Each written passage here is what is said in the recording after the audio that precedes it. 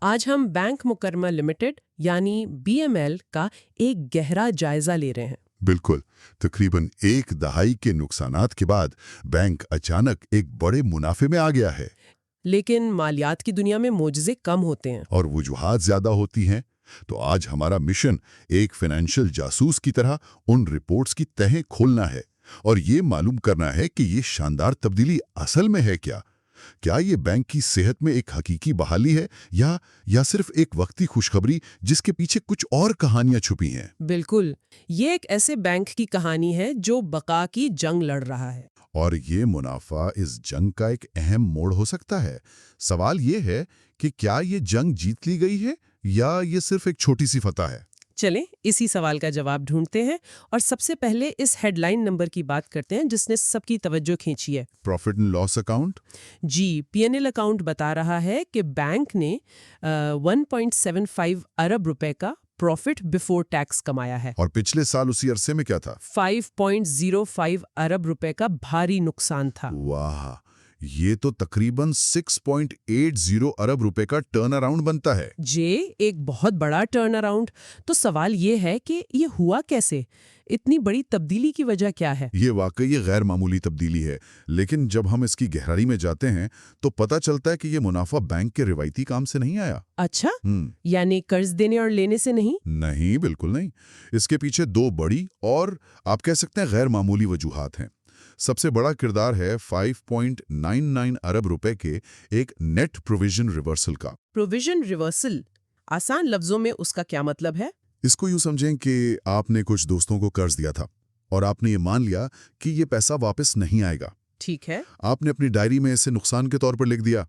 پھر اچانک ان میں سے ایک دوست آ کر آپ کو سارے پیسے واپس کر دیتا ہے۔ تو میں اس نقصان کو کاٹ دوں گی؟ بالکل، آپ اس نقصان کو کاٹ کر اسے اپنی آمدنی میں لکھ دیں گی۔ بینک کے ساتھ بھی بالکل یہی ہوا ہے۔ جن قرضوں کو وہ نان پرفارمنگ لونز یا NPS سمجھ کر ڈوبا ہوا مان چکا تھا، اچھا، ان کی وصولی کے لیے کی گئی غیر معمولی کوششوں کے نتیجے میں ایک بہت بڑی رقم واپس آ گئی۔ یہ وصولی اتنی بڑی تھی کہ وہ بینک کے منافع کا سب سے بڑا حصہ بن گئی۔ تو یہ ایک طرح سے پرانے بھولے بسرے خزانوں کا ملنا ہے۔ اور دوسری بڑی وجہ کیا تھی؟ صرف NPL سے بات نہیں بنتی۔ دوسری بڑی مدد انہیں ملی گورنمنٹ سیکیورٹیز کی فروخت سے، اچھا، جس پر بینک نے 1.97 ارب روپے کا غیر معمولی کیپٹل گین حاصل کیا۔ تو ان دو نان کور یعنی غیر روایتی سرگرمیوں نے مل کر نقصان کو ایک بڑے منافع میں بدل دیا۔ اور سیکیورٹیز بیچنے سے آیا ہے۔ تو بینک کے اپنے بنیادی کام یعنی سود پر پیسے دینے اور لینے کا کیا حال ہے، جسے نیٹ مارک اپ انکم کہتے ہیں؟ یہی اس کہانی کا سب سے اہم نقطہ ہے۔ بینک کا بنیادی کام اب بھی دباؤ میں ہے۔ اچھا، اس کا نیٹ مارک اپ یا انٹرسٹ انکم اب بھی منفی ہے، یعنی 827 ملین روپے کا ایکسپنس ہے۔ یعنی بینک اپنے ڈپازٹس پر جتنا سود ادا کر رہا ہے اسے اپنے قرضوں اور سرمایہ کاری پر اتنا منافع نہیں مل رہا۔ بالکل، اگرچہ یہ پچھلے سال کی 2.78 ارب روپے کے ایکسپنس سے بہتری ہے، لیکن حقیقت یہ ہے کہ بینک کا انجن ابھی بھی ٹھیک سے کام نہیں کر رہا۔ تو یہ ایسا ہی ہے جیسے کسی دکاندار کی دکان تو گھاٹے میں ہو لیکن اسے اچانک کوئی پرانی خاندانی جائیداد بیچ کر بڑا منافع ہو جائے۔ آپ نے بالکل درست تشبیہ دی ہے۔ خوشی کی بات ہے، لیکن اس سے دکان کی روزمرہ کی صحت کا اندازہ نہیں ہوتا۔ یہ منافع بینک کو سانس لینے کا موقع فراہم کرتا ہے، لیکن اس کی بنیادی بیماری کا علاج ابھی باقی ہے۔ جی، ایک اور مثبت بات یہ ہے کہ رپورٹ کے مطابق بینک نے اپنے آپریٹنگ اخراجات پر دانشمندانہ کنٹرول رکھا ہے۔ وہ صرف 7.18% بڑے ہیں۔ مہنگائی کے باوجود یہ ظاہر کرتا ہے کہ مینجمنٹ بقا کے اس مرحلے میں ہر روپے کو بہت احتیاط سے خرچ کر رہی ہے۔ ٹھیک ہے، تو منافع کی تصویر تو واضح ہو گئی کہ یہ ایک بار کی وصولیوں کا نتیجہ ہے، لیکن کسی بھی ادارے کی اصل صحت کا پتہ چلتا ہے اس کی بنیاد سے، یعنی اس کی بیلنس شیٹ سے۔ بالکل، اور جب ہم BML کی بیلنس شیٹ کو دیکھتے ہیں تو وہاں ایک بہت بڑا خطرے کا نشان نظر آتا ہے۔ 13.1 ارب روپے کی منفی ایکوٹی، نیگیٹو ایکوٹی۔ یہ تو کسی بھی بینک کے لیے ایک انتہائی تشویشناک بات ہے۔ یہ صرف تشویشناک نہیں، یہ ایک بنیادی مسئلہ ہے۔ منفی ایکوٹی کا سیدھا مطلب یہ ہے کہ اگر بینک بیچ دے اپنی تمام جائیدادیں اور سرمایہ کاریاں، جی، तब भी वो अपने तमाम वाजिबात यानी डिपॉजिटर्स और कर्ज दहंदगान के पैसे अदा नहीं कर सकता। यानी टेक्निकली तौर पर ये दिवालियापन की हालत है। बिल्कुल, और यही वो गड़ा है जिसे भरने के लिए ये सारी भागदौड़ हो रही है। पीएनएल में जो मुनाफा नजर आ रहा है वो इसी गड़े को भरने की कोशिश का एक हिस्सा है। तो एक बैंक इस हालत में काम कैसे कर सकता है? यकीनन स्टेट बैंक की तरफ से भी दबाव होगा। बिल्कुल, स्टेट बैंक हर बैंक के लिए एक कम से कम सरमाए की हद मुकर्रर करता है, जिसे मिनिमम कैपिटल रिक्वायरमेंट या एमसीआर कहते हैं। इसी तरह कैपिटल एडिक्वेसी रेशियो या सीएआर ये बताता है कि बैंक ने अपने खतरनाक कर्जों के मुकाबले में कितना कुशन रखा हुआ है। बीएमएल इन दोनों पैमानों पर पूरा नहीं उतर रहा था। अच्छा। और इसीलिए वो एक बड़े पैमाने पर तंजीम नौ के अमल से गुजर रहा है, जिसकी निगरानी स्टेट बैंक भी कर रहा है। तो इस 13.1 अरब रुपए के गड़े को भरने के लिए क्या ठोस इकदामात किए जा रहे हैं? स्पॉन्सर ने शेयर्स के बदले 5 अरब रुपए की पेशगी रकम जमा कराई है। ये तो एक बराह रास्त सरमाए का इंजेक्शन हुआ। जी। दूसरा, बैंक की मिल्कियत में मौजूद एक कीमती असासा को 12 अरब रुपए में फरोख्त करने का मुआहदा हो चुका है। तीसरा, ग्लोबल हेली डेवलपमेंट या GHDL नामी एक कंपनी को बैंक में जम किया जा रहा है। बैलेंस शीट को मजीद मजबूत करने के लिए। बिल्कुल। और चौथा, जैसा हमने जिक्र किया, ओमनी ग्रुप से तकरीबन 10 अरब रुपए के NPLs की वसूली के लिए अदालत से डिग्री हासिल की गई है।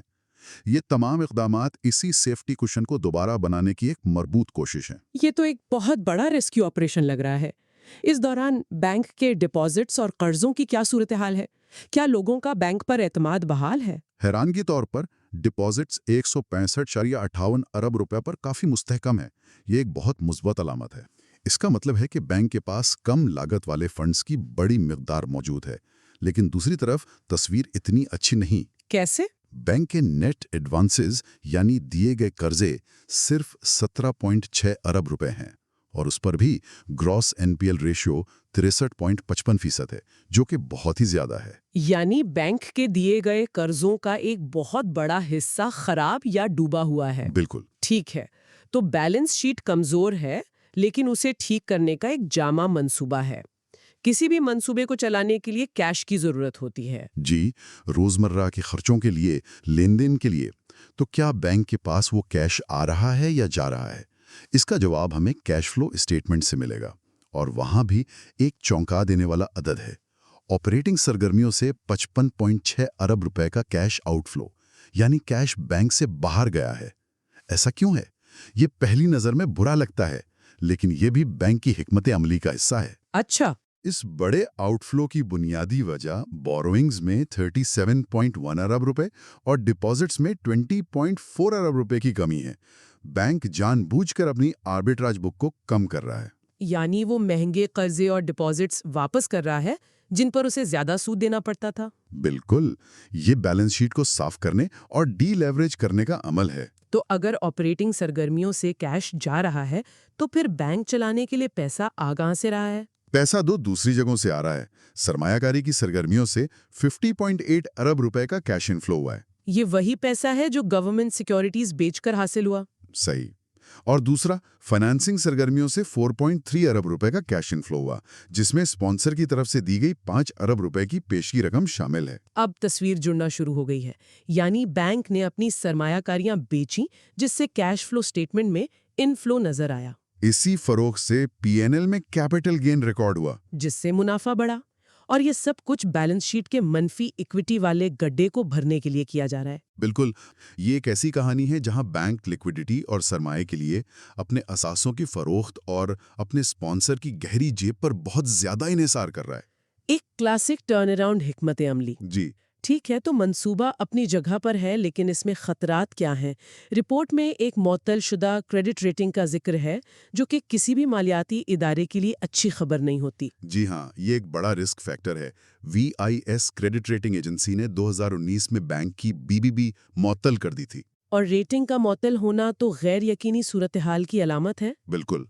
इसके अलावा बैंक के TFCs यानी उसके सबऑर्डिनेटेड डेट की रेटिंग सिर्फ B है और उसका आउटलुक भी मनफी है। ये सब शदीद माली दबाव की वाज़ेह निशानदेही करता है। तो ये یہ ریسکیو پلان جو کاغذوں پر تو بہت اچھا لگ رہا ہے، کیا اسے کوئی قانونی اور ریگولیٹری منظوری بھی حاصل ہے؟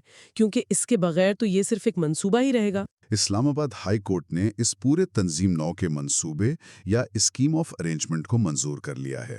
یہ تو ایک بہت بڑی پیش رفت ہے۔ جی، اس منظوری کا مطلب ہے کہ جی ایچ ڈی ایل کا انتظام اور شیئر کیپٹل کی ایڈجسٹمنٹ اب قانونی طور پر آگے بڑھ سکتی ہے۔ اور اس منظوری کے فوری نتائج کیا ہوں گے؟ سب سے بڑا نتیجہ یہ ہوگا کہ اس عمل کے مکمل ہونے پر بینک کا پیڈ اپ کیپٹل 10 ارب روپے ہو جائے گا۔ یہ وہ جادوئی عدد ہے جو اسٹیٹ بینک کی منیمم کیپٹل ریکوائرمنٹ کی شرط کو پورا کرتا ہے۔ بالکل، یہ بینک کو ریگولیٹری خطرے سے باہر نکال دے گا۔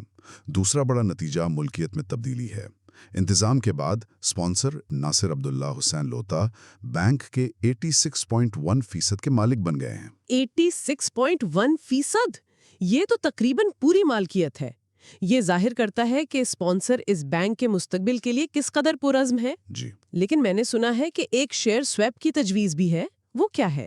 جی، اسی اعلان میں اسپانسر نے اپنی ہولڈنگ کو 75.8% تک کم کرنے کے لیے ایک شیئر سویپ کی تجویز دی ہے۔ اور دلچسپ بات یہ ہے کہ اس تجویز میں نئے شیئرز کی قیمت 6.25 روپے فی شیئر رکھی گئی ہے۔ صحیح۔ بینک کا بورڈ آف ڈائریکٹرز فی الحال اس تجویز کا قانونی اور مالیاتی پہلوؤں سے جائزہ لے رہا ہے۔ تو ان تمام باتوں کا نچوڑ کیا ہے؟ ان تمام تبدیلیوں کا بینک کے بزنس ماڈل کے لیے کیا مطلب ہے؟ کیا بی ایم ایل اب ایک نارمل بینک کی طرح کام کرنا شروع کر دے گا؟ ابھی نہیں۔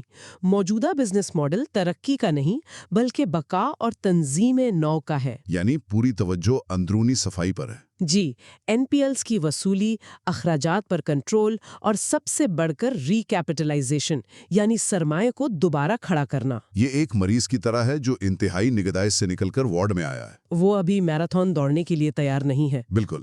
مستقبل میں جیسا کہ اشارہ دیا گیا ہے، مکمل طور پر اسلامی بینک میں تبدیلی ایک اہم اسٹریٹجک قدم ہو سکتا ہے، لیکن وہ اگلا مرحلہ ہے۔ یہ تمام عوامل بینک کی بحالی کی کوششوں کے لیے ایک اچھی ہوا کی طرح ہیں۔ جی، جو ان کی کشتی کو آگے بڑھانے میں مدد دے سکتی ہیں۔ مشکل وقت میں اچھی معاشی صورتحال کا ساتھ ہونا بہت بڑی نعمت ہے۔ تو اگر ہم اس پوری گفتگو کا خلاصہ کریں، بی ایم ایل نے ایک شاندار منافع دکھایا ہے، لیکن یہ اس کی بنیادی بینکاری سے نہیں بلکہ این پی ایلز کی بڑی وصولیوں اور اثاثوں کی فروخت جیسی غیر معمولی سرگرمیاں کی وجہ سے ہے۔ صحیح۔ اصل مسئلہ گہری منفی ایکویٹی ہے جس سے بینک ہائی کورٹ سے منظور شدہ ایک تنظیم نو کے منصوبے، اثاثوں کی فروخت اور اسپانسر کی مضبوط مالی حمایت کے ذریعے حل کرنے کی بھرپور کوشش کر رہا ہے۔ بالکل درست۔ اعداد و شمار ایک ایسے بینک کی کہانی سناتے ہیں جو تباہی کے دہانے سے واپس آ رہا ہے۔